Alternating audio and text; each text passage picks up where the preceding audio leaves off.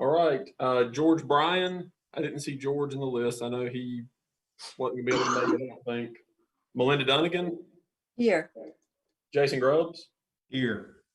Clarence Lamb. Here. Chris Lee. Here. Bo McCray. Here. Brenda Smith. Here. Jack Steelman. Here. All right. Thank you. When there is a vote, a roll call will be conducted. Each board member will be recognized and asked to clearly state their vote for the record.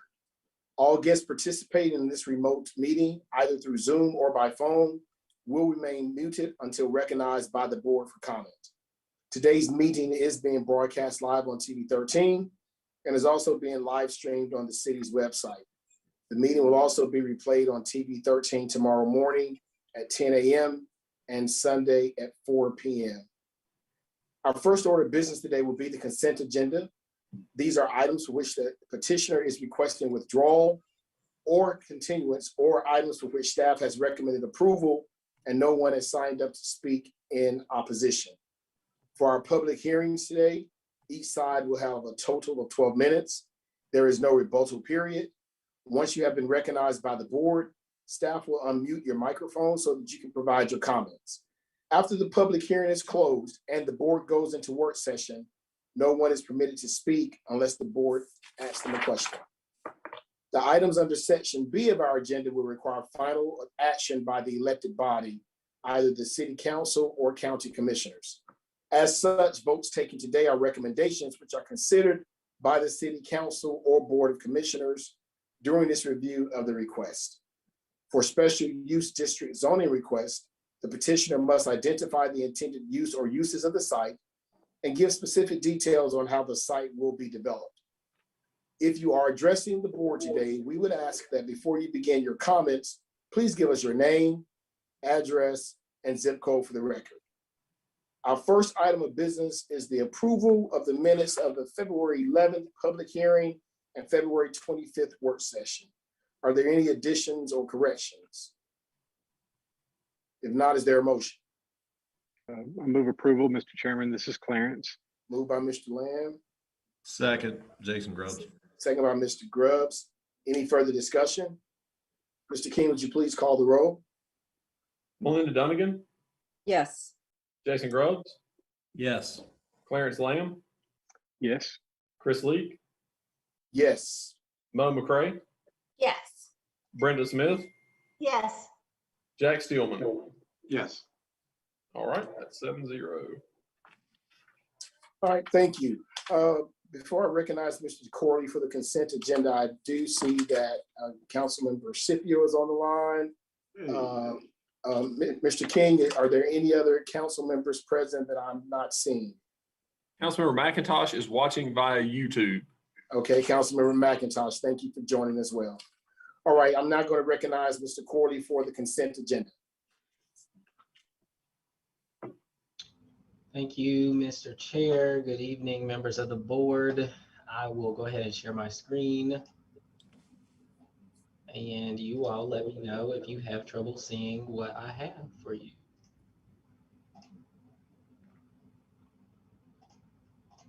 It's up, Desmond. Full screen or presentation view? Full screen. Wonderful. All right. I'm going to start with item B1. This was continued from last month's meeting. It is a request to rezone from RS30 to RS20S, about 26.47 acres on the county line with Guilford County. It's on the east side of Twin Creek Road, north of Bunker Hill and Sandy Ridge Road. The development is called Twin Creek.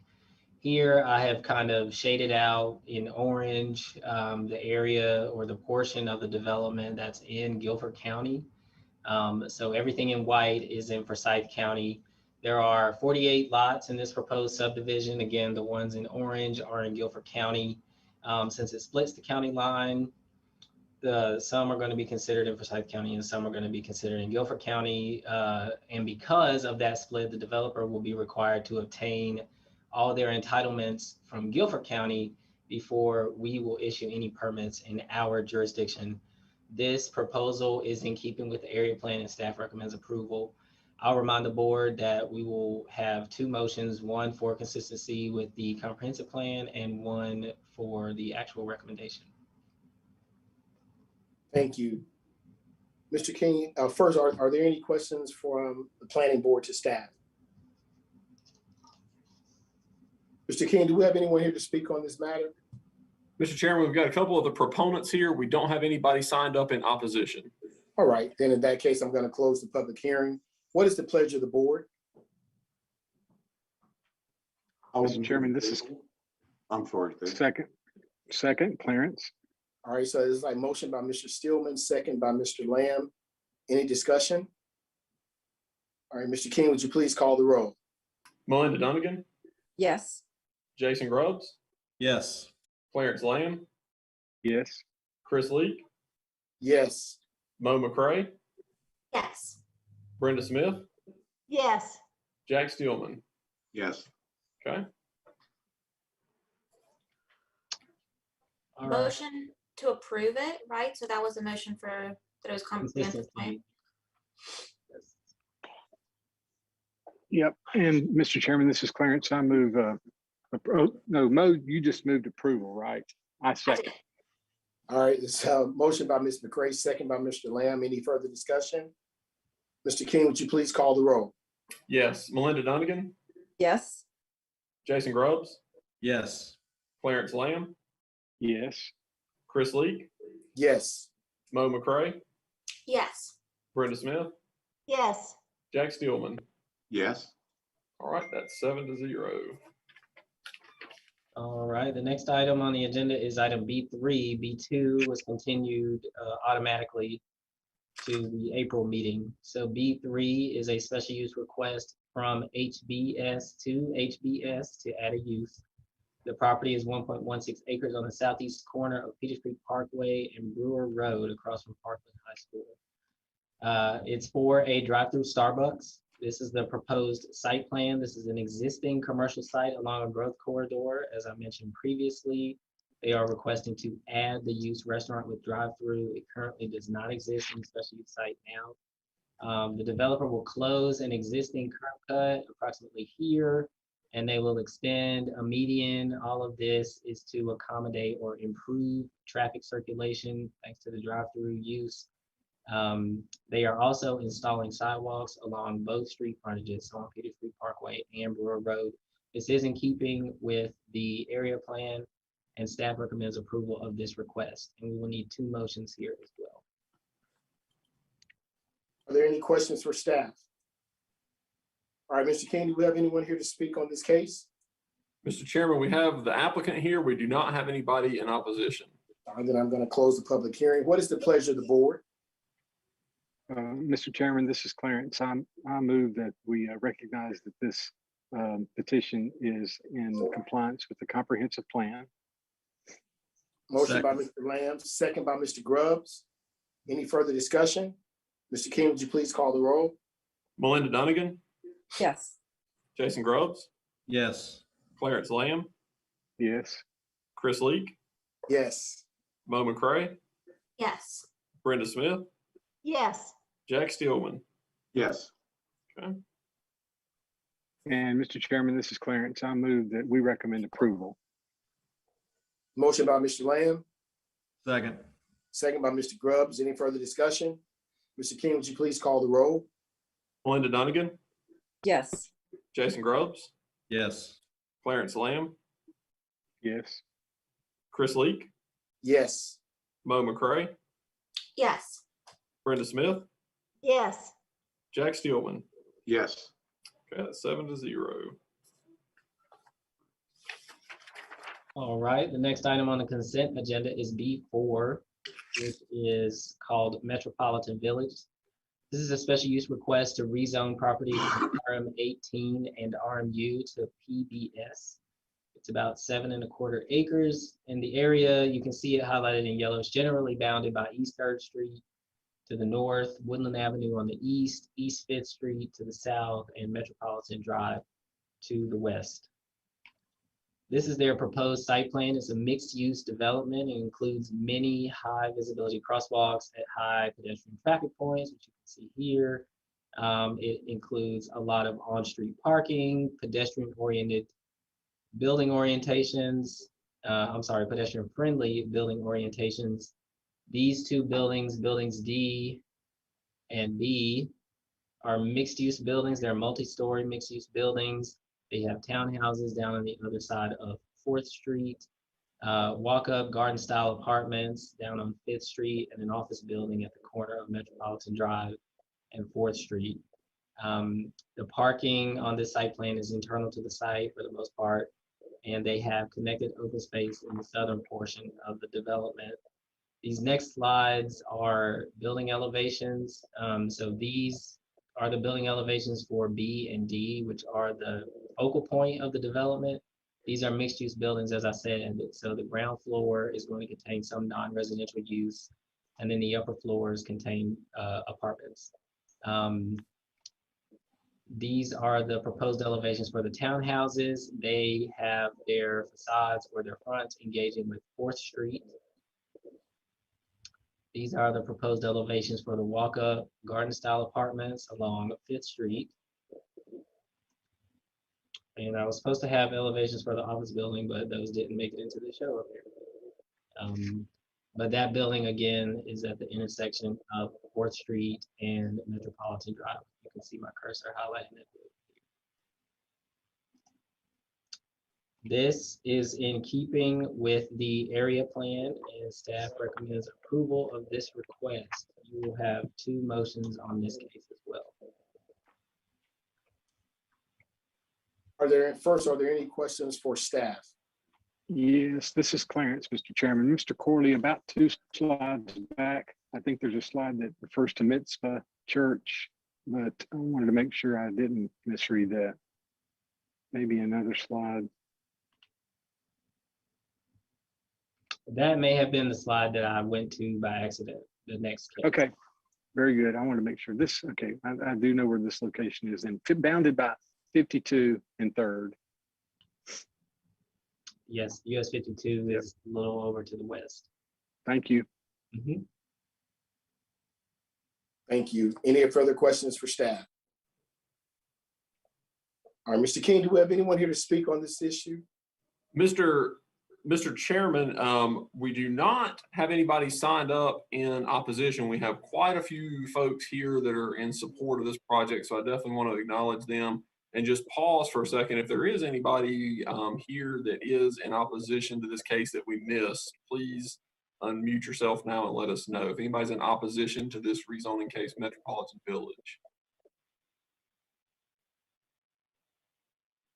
Mr. Chairman, I have not heard anybody, and I think our staff has properly cataloged everybody that has come into the meeting, so I believe we can say confidently there's no opposition, and like I say, several folks here in support.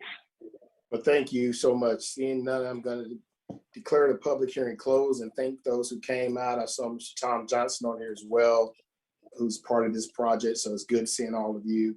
What is the pleasure of the board for this case? Mr. Chairman, this is Clarence. I move that we find that the petition is in compliance with the comprehensive plan. Moved by Mr. Lamb, Second. second by Mr. Grubbs. Any further discussion? Mr. King, would you please call the roll? Melinda Dunnigan, Yes. Jason Grubbs, Yes. Clarence Lamb, Yes. Chris Leak, Yes. Mo McCray, Yes. Brenda Smith, yes, Jack Steelman. Yes. Okay. And Mr. Chairman, Clarence, again, I move approval. There was motion by Mr. Lamb. Is there a Second. second by Mr. Grubbs. Any further discussion? Mr. King, would you please call the roll? Melinda Dunnigan, Yes. Jason Grubbs, Yes. Clarence Lamb, Yes. Chris Leak, Yes. Mo McCray, Yes. Brenda Smith, yes, Jack Steelman. Yes. That's 7-0. All right, Mr. Chair, the next item on the consent agenda is B5. This is the second phase of, or a continuation of the second phase of development for Long Creek Village. This is a mixed-use special use district. up in the northern part of the city. This particular request is a final development plan. So when the board votes after this presentation, it will be to approve or deny. That is on one motion.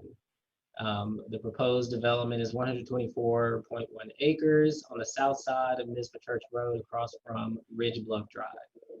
This is the proposed site plan. I guess best way to digest it, or the easiest way to digest it, is to see 3 clusters of development. So this portion over here has already been approved. You all approved that last summer. So we're looking at this cluster. If you can see my mouse hovering in the bottom left or the southwestern portion of the site, we've got the largest cluster in the central portion of the site. And then we've got another cluster in the eastern portion of the site, which is proposed to connect, is required to connect to the existing Vestal Road. Staff has recommended phasing of this development due to its scale and its proximity to existing neighborhoods. And I'm going to talk a little bit more about those things on this slide. Some special considerations as it pertains to this development. I know there was a lot of discussion about access when the other plan came in last summer. This one is showing the connection through the existing development and also a connection to an existing neighborhood on Vessel Road. WISDOT estimates that the overall development, both of those phases, is going to generate almost 4,000 trips a day. And so what I've shown here in yellow are the conditions associated that we have recommended associated with this development to try to mitigate congestion or the potential for congestion on those roads. So a left turn lane on westbound Nisbet Church Road at the intersection with Vestal Road, and improvements to the existing Vestal Road in compliance with the city's 22-foot ribbon pavement section. So that will improve the current conditions of Vestal Road. We also wanted to mitigate impacts to the existing neighborhoods. And so we have some recommendations here to phase the construction and to direct all construction traffic through the previously approved development. That is also, I guess, phase 1 of this development. So the construction traffic must use Nisbet Church Road and the internal streets. They can't use Vestal Road to get to the development sites. And then this last one is verbatim the condition that we have recommended in the staff report. The phasing has to occur from the direction of the previously approved development in the north, and then from west to east, such that whatever happens connecting to Vestal Road happens last. And any kind of development associated with that connection or dependent upon that connection has to happen last. We vetted that condition with other folks on the review team. We're going to be able to enforce it. I think there was some concern about addressing and disconnected street sections, but we were able to work that out. I have had some conversations with the engineer and who has spoken with his client. To my knowledge, they are in agreement with these conditions. And as such, of course, it's in keeping with the area plan and the previously approved plan. With these conditions, staff recommends approval of this request. And again, this is just one motion to approve or deny. I'm happy to answer any questions. Mr. Corley, you did say the developer is, as far as you know, in agreement with all of the recommendations of the staff? Yes, I received an email today. Okay. Any additional questions for staff? Yes, Mr. Chairman, I have a question. All right, Ms. Donegan. Mr. Corley, I'm just wondering why this is a Forsyth County case. Because it says in the staff report that the property was annexed into Winston-Salem. Can you explain why it's going through as an F and not a W? Yes, when we do final development plans, we attach the original case number to the petition as opposed to assigning it a new one. And so when Long Creek Village originally came to be rezoned, this was the docket number assigned to it. Okay, and is there any requirement for a neighborhood meeting in this situation? Because it's not a rezoning, the zoning's already been approved, so the petitioners aren't required to do neighborhood outreach. We mailed letters to property owners within 500 feet, and of course, gave them an opportunity to share their concerns with us, but it's not a requirement for the petitioners because the zoning's already in place. So at any point in the process, has there been a neighborhood meeting at all to discuss this project and the impacts, particularly for Vestal Road? I wouldn't be able to say, I don't want to speak on behalf of the developer, but I'm not aware of anything. I believe we got somebody on the call who may be able to answer that question. Just wondering if the neighbors on Vestal are aware of the proposal to widen the road. That would have been a part of the staff report that's available on our website. I don't know that we did any particular specific outreach to the neighbors, letting them know about that. But we also have staff here from Winston-Salem Department of Transportation who may be able to speak to that. But to my knowledge, I don't think there's been any specific outreach to that. Well, I do have a couple of questions for Mr. Fansler, if he's available.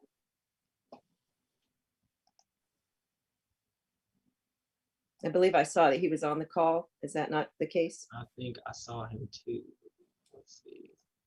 Good afternoon. This is Jeff. Can you hear me okay? Hi.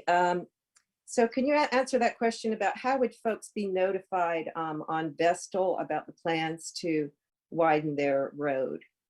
Great question. So if this condition and you guys move forward with this recommendation to widen it 22 feet, we would work with the developer and whoever constructs the road to notify any road work that's off of their frontage. We typically like to work with the homeowners and neighborhoods to make sure they're aware of what's going on. So to date, I can't say that anything that they may be aware of what that requirement is. But before that work gets going, we would try to work with the developer and the contractors to do so. Okay, and would it be the responsibility of the developer to finance the widening? That's correct. And I saw in the staff report that they have a requirement to put in sidewalks internal to their development. Would you impose a sidewalk requirement for the Vestal widening or not? Great question, and the answer is no. And frankly, because we're requiring a ribbon pavement, not curb and gutter. And adding sidewalk to a ribbon pavement street would push it significantly outside of the actual pavement, edge of pavement, and further impacting that. And in addition, it's technically an off-site improvement that would seem to be a reach. The 22-foot requirement was targeted just to handle the additional traffic and to manage two-way traffic of all the increase that would be using Vestal Road. So at this point, sidewalk was not a recommendation for Vestal. Okay, and in the TIS that you did for this project, in the staff report, you mentioned the different access points. Do you have numbers for the trip generation for those various access points? I know we have a overall trip generation number, but I'm interested in how the traffic would flow throughout these various points. We do. I do not have that in front of me at the moment, but I can certainly look to pull that up. I can do so. Maybe we come back. Is there any further discussion while I look that up for you? Sure. And I guess this is for Mr. Corley. As you were looking at this project, did you consider trying to stub any of this development up to that parcel on the north that adjoins Mitzvah Church Road? In other words, to allow for a second access onto Mitzvah Church through that parcel. Yeah, I believe that we looked at that the first time this came through with their phase one. There, if I'm not mistaken, there's a house there, a fairly new house that would impede the ability of a road to kind of flow through there unless they were to sell that property in the future and subdivide. Okay. So you don't think it's feasible at all for any other access points onto Mitzvah Church through the north of this development? We didn't think so, no. Okay. Did you see any possibility of this project being acceptable without the connection through Vestal? Because I know there's a connection through Martha through the already approved apartment development. We would not support a development that didn't have any other connection. This is a lot of traffic. And without a connection to Vestal Road, all of that traffic will be funneled essentially through to Mispa Church Road at that point across from Ridge Bluff Drive. Because there's not even a connection from this phase of the development to the apartments that do connect to Martha Avenue. So basically all of this traffic would funnel and bottleneck at that one point. We wouldn't be supportive of that from a connectivity perspective.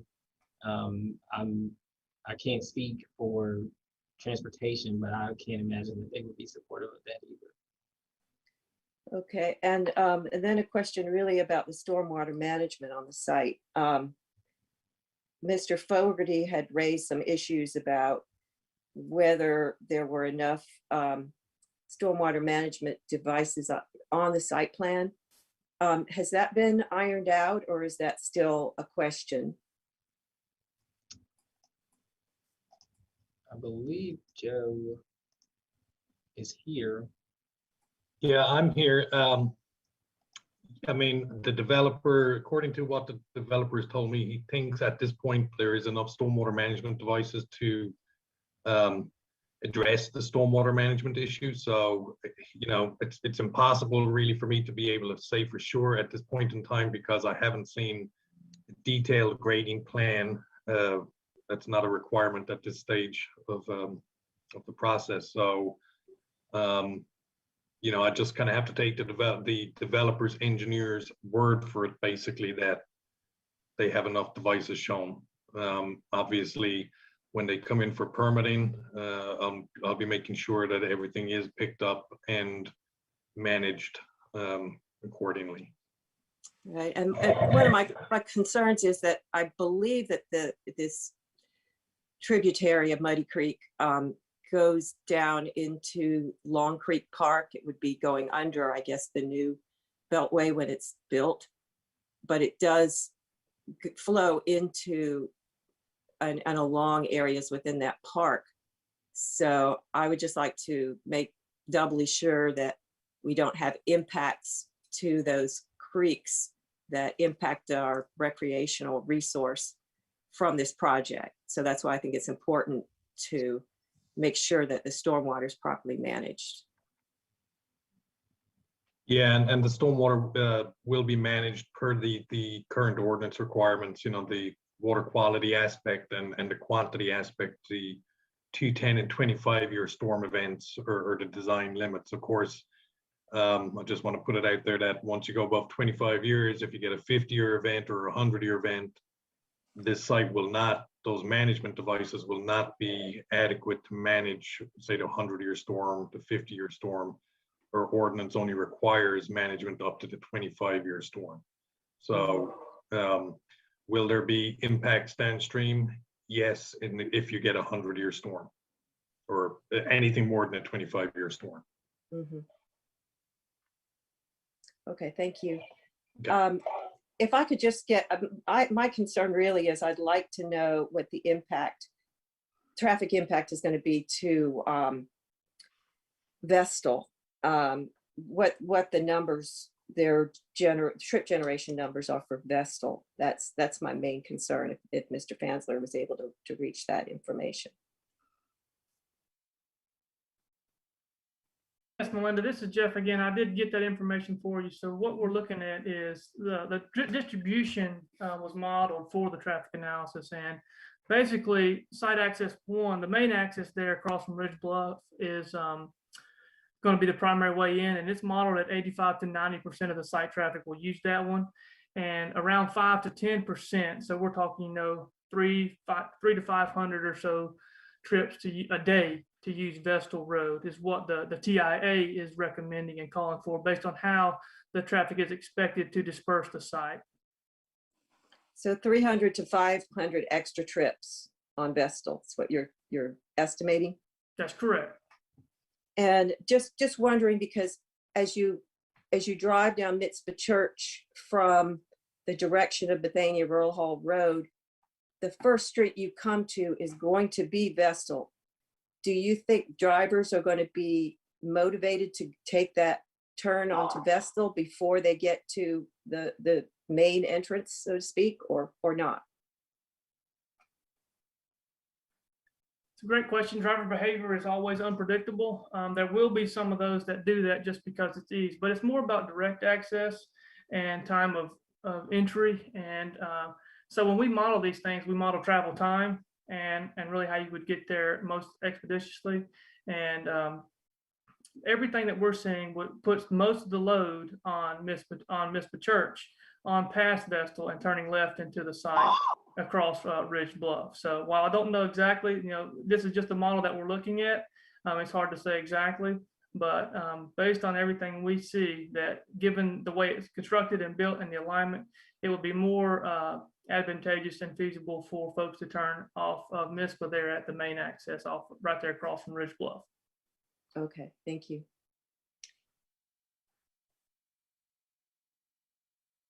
Are there any further questions for staff? Thank you, Ms. Dunnigan.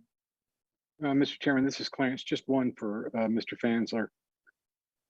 All right. Mr. Fansler, the widening of Vestal, will that all be done within the existing right of way, or will there be any taking along that road? Great question, and frankly, I do not know. When you start thinking about widening, you think about the impacts to the driveways. When you do that, it often pushes the limits of construction a little bit close to the existing right of way.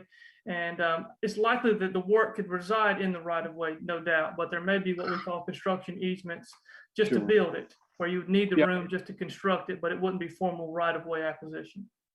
Okay, thank you. All right, any further questions? Mr. King, do we have anyone here to speak on this issue? Mr. Chairman, we have the applicant here and we have someone who is here, as I understand it, to observe only, Mrs. Cheek, and that's what we've logged in here. Okay. Well, seeing no one other than the applicant and an observant, I'm going to close the public hearing. What is the pleasure of the board? Mr. Chairman, this is Clarence. I move that we recommend approval. Moved by Mr. Lamb, Second. second by Mr. Grubbs. Any further discussion? Yes, Mr. Chairman, I just wanted to make a comment. Yes, ma'am. And I think I made a similar comment when we approved the project last summer. I am very concerned about the impact that this project is having on the folks on Vestal, and I don't think it's a good model for what we should look to in the future. So I do believe in connectivity, but sometimes I think that the community benefits are outweighed when there is a significant impact to the neighbors. And I think this is a good example of that. That being said, this project is far enough along that I don't think that should necessarily hold this project up. But I just think in the future, we need to really be more careful in planning these things so that we don't have these kinds of impacts. So noted. Thank you. So we have a motion and a second on the floor. Mr. King, would you please call the roll?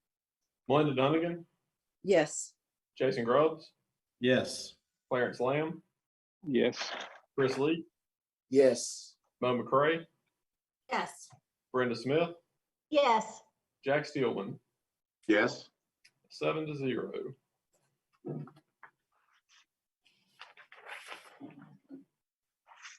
All right, the next item on the consent agenda is case F-1599. This is a limited use request from AG to LIL on 70.5 acres. This is on the west side of Union Cross Road between Carl L. Clark Road and Axel Drive. You can see it is just south of Glenn High School. This is a limited use request, so we don't have a site plan, but the area plan recommends industrial use of this site, which is what the proposal would create. There are two conditions, one related to landscaping and another related to access. So essentially the site would not have access to Carl L. Clark Road, which is immediately adjacent to Glenn High School. And there will be landscaping along Union Cross Road to mitigate the visual impacts of any development that would occur here. Because it's in keeping with the area plan and the conditions are adequate, staff recommends approval of this request. And there will be 2 motions for this petition. Mr. King, first, any questions for staff on this? I'm sorry. Mr. King, do we have anyone here to speak on this case? Mr. Chairman, we have the proponent here, no one in opposition. All right, thank you. I'm going to close the public hearing. What is the pleasure of the board? Mr. Chairman, this is Clarence. I move that we find that the petition is in compliance with the comprehensive plan. Thank you. Motion by Mr. Lamb, Second. second by Mr. Grubbs. Any further discussion? Mr. King, would you please call the roll? Melinda Dunnigan, Yes. Jason Grubbs, Yes. Clarence Lamb, Yes. Chris Leak, Yes. Mo McCray, Yes. Brenda Smith, yes, Jack Steelman. Yes. And Mr. Chairman, this is Clarence again. I move that we recommend approval. Motion by Mr. Lamb. Is there a second? Second. Second by Mr. Grubbs. Any further discussion? Mr. King, would you please call the roll? Melinda Dunnigan, Yes. Jason Grubbs, Yes. Clarence Lamb, Yes. Chris Leak, Yes. Mo McCray, Yes. Brenda Smith, yes, Jack Steelman. Yes. All right, 7-0. All right, the last item on the consent agenda is a planning board review for a PRD. This is called Gatehouse Manor. It's a 46 lot PRD on 14 acres. This is north of Pope Road and west of Slovenia Drive. So when I show you the site plan, it'll be inverted. North will be to the right of this plan. This is Gatehouse Manor, the proposed PRD. It has a centrally located active open space and multiple street stubs to the east and west. This meets all of the requirements, this meets all the use-specific standards for PRDs, and staff recommends approval of this request. We only need 1 motion to approve or deny. Mr. Chairman, this is Clarence. I move approval. Is there a second? Second. Moved by Mr. Lamb, second by Mr. Grubbs. Any further discussion? Mr. King, would you please call the roll? Melinda Dunnigan, Yes. Jason Grubbs, Yes. Clarence Lamb, Yes. Chris Leak, Yes. Mo McCray, Yes. Brenda Smith, yes, Jack Steelman. Yes. Okay, 7-0.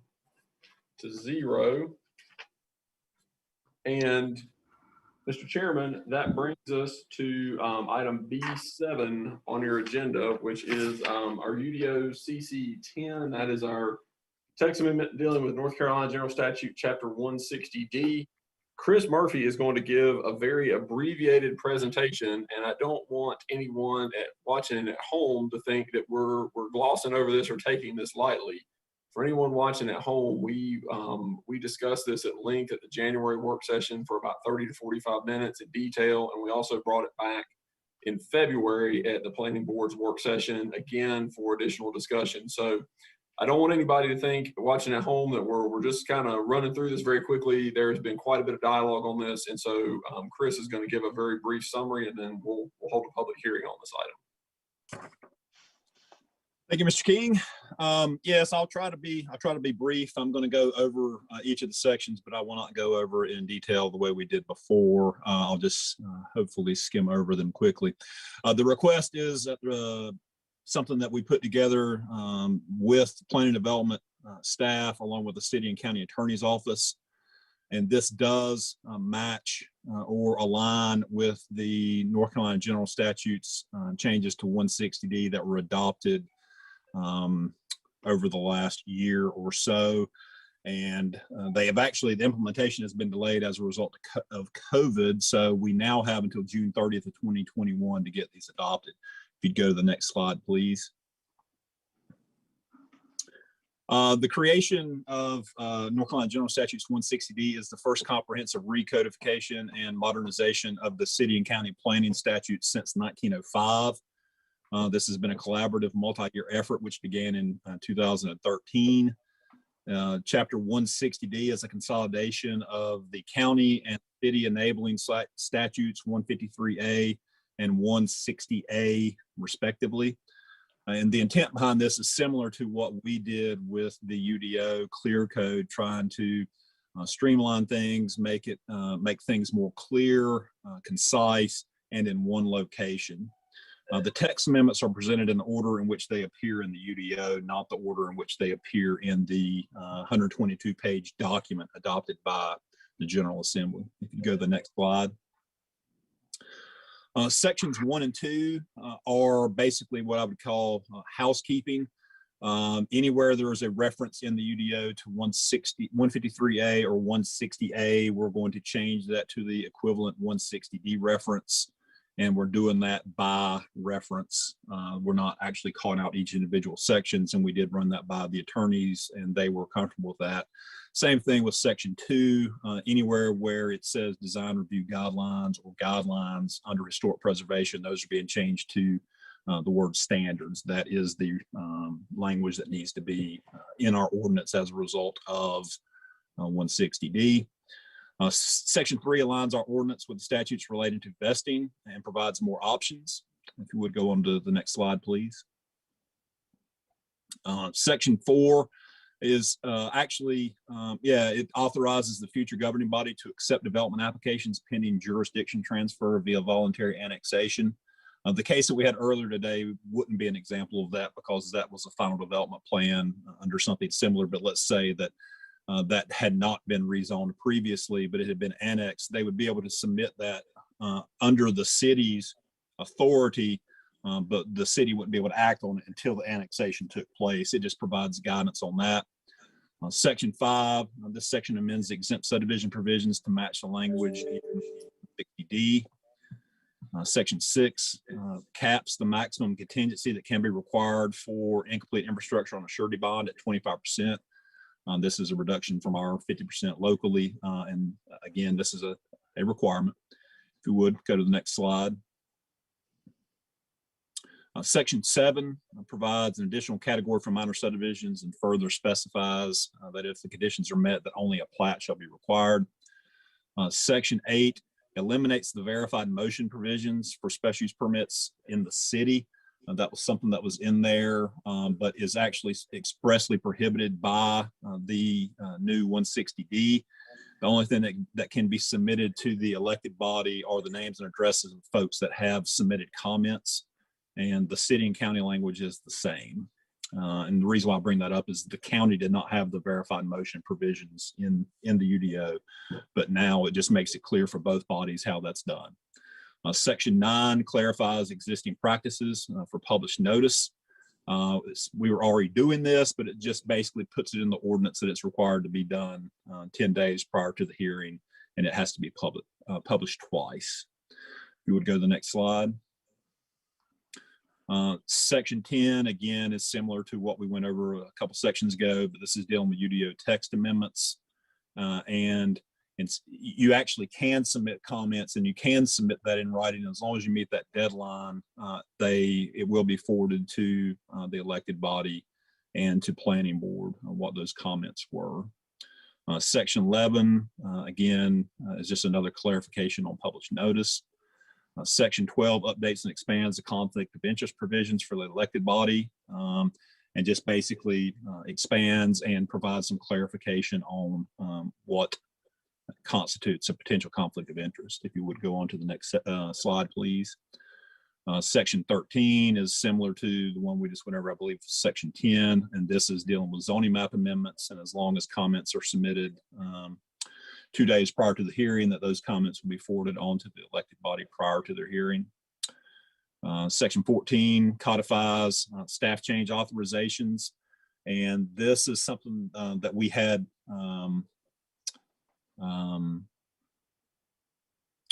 memos and resolutions from both the city and the county, but the general statute basically require that if we're going to do staff changes, it has to be in the ordinance. So all we did was incorporate the provisions of those resolutions into the ordinance.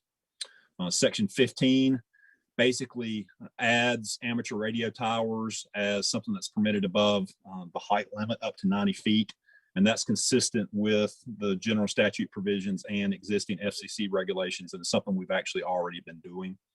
If we would go on to the next slide. Section 16 provides options on how development applications on properties of split jurisdiction may be handled. It's not a requirement. Section 17 just provides, again, clarity and guidance for future NCO rezoning to ensure that building design elements can only be approved if all property owners agree, and that building design element is statutorily defined. Sections 18 and 19 deal with small scale wireless facility co-locations in the city and county, and it's two different sections because the city and county provisions are different in the UDO. If you would go on to the next slide. Section 20 mandates that temporary health care structures must be allowed, provided the structures comply with the requirements. Sections 21 and 22 are dealing with a clarification that just provides that fence wrap on construction sites are exempt from regulation. And again, it's different because for the city and the county, because there are different versions of the sign ordinance for those entities. Section 23 provides an additional penalty for transferring a lot in an unapproved subdivision. Just makes it clear that you can deny a building permit for that. We would go to the next slide. Section 24 simplifies and better explains some of the language pertaining to exempt subdivisions. Section 25 updates and expands the conflict of interest provisions for the planning board, similar to what I mentioned earlier for the elected body. Section 26 clearly lists the type of actions that are subject to review on appeal to the zoning board of adjustment and makes it clear that all appeals are subject to the applicable submittal requirements and fees of appeals. If you would go to the next slide. Section 27 provides an additional enforcement mechanism for special use district zoning, specifically that the permit can be revoked so long as the process for revocation follows the same approval process as the initial permit, i.e. a public hearing. Section 28 amends the current definition for bona fide farms to match the definition in the statute.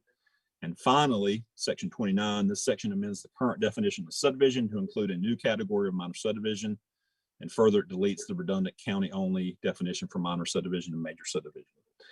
If you would go to the next slide, just the summary, we've done what is required and mandated by NCGS 160D and UDO CC 10. We've been monitoring this for years, and we did actually have input on its creation.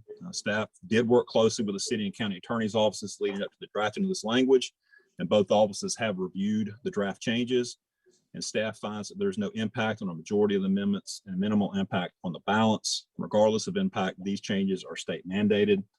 So if you go to the next slide, with that, staff recommends approval of UDO CC 10. I'll be glad to answer any questions.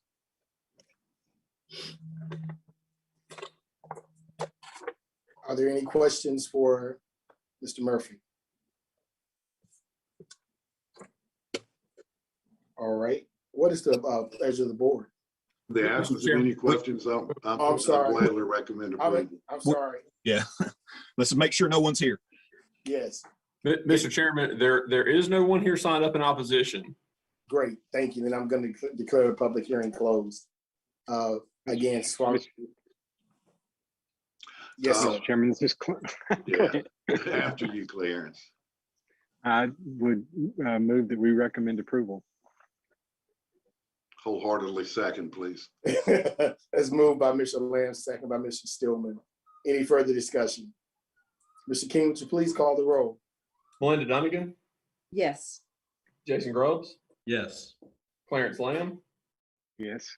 Chris Leak, Yes. Mo McCray, Yes. Brenda Smith, yes, Jack Steelman. Yes. All right, that's 7-0.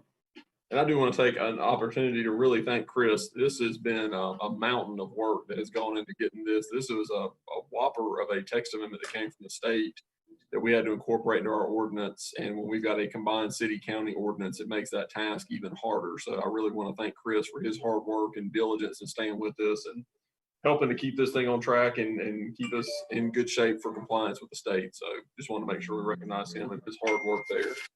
I'd like to That's the welcome case, him maybe back we to should- his new normal. Yeah, you mean this right here? Maybe, Chris, we should have given you an extra 30 minutes to review that since you worked so hard on No, thank you. it. All right. Um, Staff report. Mr. Chairman, I'll recognize Desmond real quick for a preview of your April public hearing. Mr. Chairman and members of the board, we have 7 items next month. They are all zoning items, so we don't have any planning board reviews. One of them is the item that I mentioned earlier, which was continued. And then the rest are special use zoning requests. Excuse me. They're all special use zoning requests, but one. And that's all I have. Right. Thank you, Desmond. The only other thing, just 2 quick notes. I think you received an email about an event coming up March 18th for accessory dwelling units. I hope everybody got that. If you're interested in attending, please sign up. And the only thing I was going to mention is tomorrow marks 1 year since our last in-person planning board meeting. It's crazy to think, but that was a year ago tomorrow. So we've been doing this business for an entire year without meeting in person, which is crazy, but hopefully conditions are improving and hopefully some point in the future somewhere we'll be back to meeting in person. So just wanted to share that observation. And that's all I've got, Mr. Chairman. All right. Is there anything else for the good of the order? Well, we'll have a motion to adjourn. Thank you, Ms. Smith. I'm sure there's a second. Second. All right, everyone have a great evening. Thank y'all. Thank you. Thank you, guys. Bye-bye.